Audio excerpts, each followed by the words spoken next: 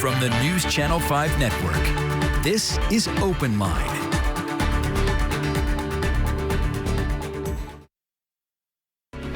Hey everybody, Thursday night here on OpenLine. Rhori Johnston in the chair tonight. So good you are with us, and hopefully you're cooling off after a very hot day out there. All right, a fascinating topic to talk about tonight, and I'm not going to give you the official title. Well, you can see it there. It's called The Psychology of Parasocial Relationships with Celebrities.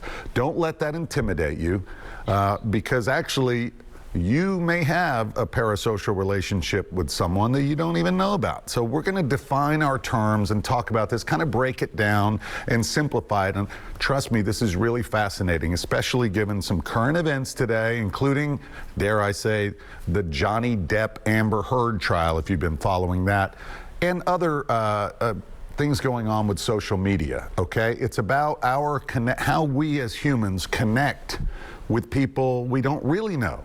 We think we know them. Those celebrities out there on TikTok or Instagram or other social media platforms, even through television, movies, sports, it's a wide array. So we have a special guest joining us now via Zoom from Vanderbilt University, and we want to welcome Claire Sisco King, an associate professor with the Department of Communication Studies. Thank you so much for being with us, Claire. Oh, it's my pleasure, Rhori. Thanks for having me.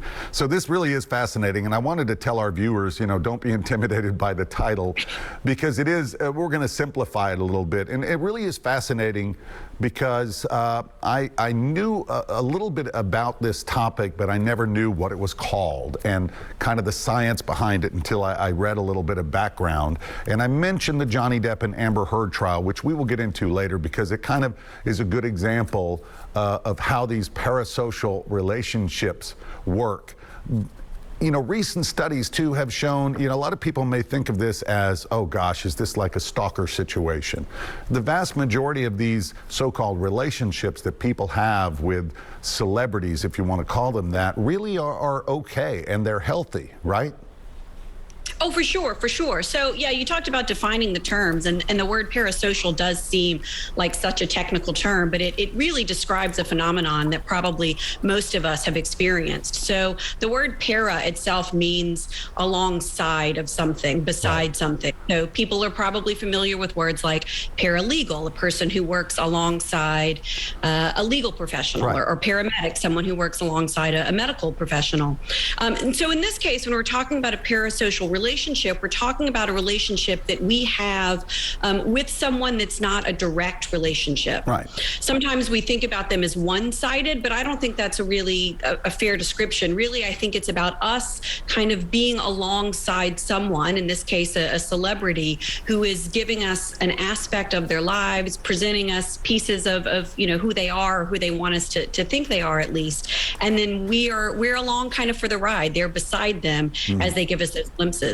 And this will really be, I think it's a good way to kind of explain what people may call this fascination we have with these celebrities and their lives, and getting an inside look, or maybe you feel like you're getting a behind the scenes look at their personal lives and getting to know them. And also through these trials, it really is fascinating. I want to mention, you teach a celebrity culture class. Tell me what that entails. This sounds, I wish there were one when I was in college. It's a really fun class to teach.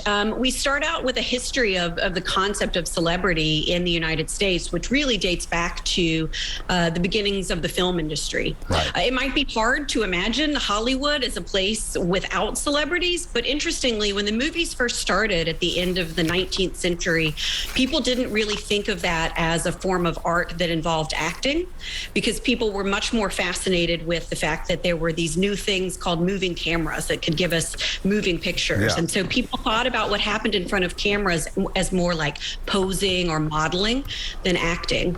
But eventually, by about the 19-teens, movies started to tell stories. Actors started to become kind of familiar to their audiences as they played more and more parts. And so what developed was called the star system, which built personalities around celebrities. And there were fan magazines that gave backscene looks into their lives. And so in this class, we start with the beginning of the star system, and then we move through all of these different aspects of celebrity culture, including its overlap with politics. You know, celebrities often get involved in politics. Politicians now sort of perform a lot like celebrities, right? They have their own social media and their own fan bases.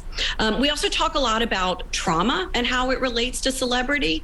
So for instance, the fascination that we as audiences have when bad things happen to famous people, or even the idea that celebrity itself can be traumatizing. You know, something like the Free Britney movement is really kind of based on that idea that being famous was hard on her, did damage to her. And those fans, I should point out, sorry to interrupt, those fans of Britney Spears, I mean, they were invested so much in her and her personal life and the struggles, the legal struggles that she went through. I mean, we saw that firsthand.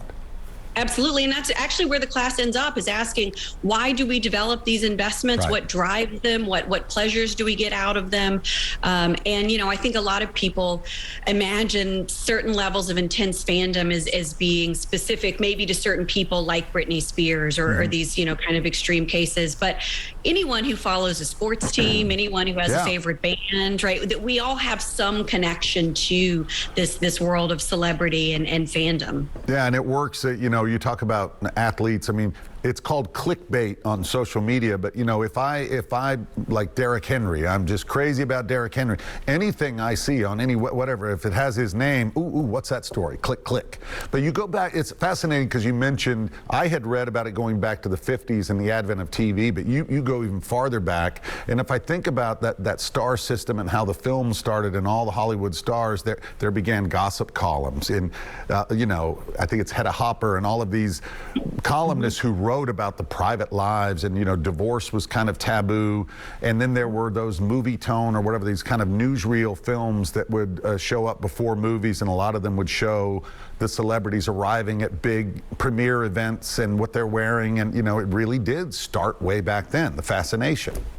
Yeah, and you know, it was very engineered by the studios though at that point. So people like Hedda Hopper, Luella Parsons, they worked with studio executives and kind of got their marching orders from them. And you know, it wasn't always an easy working relationship. I think sometimes they would threaten to write a negative column about a star. A certain studio didn't cooperate, right? But it was very much a business arrangement. And the fan magazines that circulated at the times were, again, really fed by the studios. So highly engineered, highly curated images of stars that got circulated. But you mentioned the 1950s, and that's a significant moment because that's really when the tabloid magazine is born. And so that's when you start to get these unofficial, unauthorized stories about celebrities that really did a lot of the kind of exposing of their private lives that went against the interests of the studios and the publicity teams, actually generated a huge lawsuit against the first tabloid, which was called Confidential, one of the first magazines to include candid, not so flattering pictures of famous people on the cover and on the pages. So that really changed things from that moment on. So just a reminder to our viewers, you may be thinking, oh, these people who are following these fans, these Britney Spears, and, you know, don't they have anything better to do? But, you know, if you think about your own situation, you know, maybe a little hypocritical was without you even knowing, like you said, there could be sports fans or shows that you watch on TV for a reason. And we're going to dive into kind of the psychology about that connection.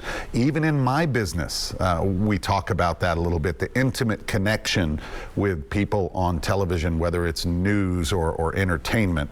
737+ to our viewers if you would like to call in and talk about this fascinating subject with Professor Claire Sisco King, Associate Professor at Vanderbilt. Again, thanks for joining us, and it really is fascinating. We're going to get into more details, but let's talk about the 50s, because I read that is, you talk, this seminal moment is when actually some researchers started defining the term parasocial relationships, right?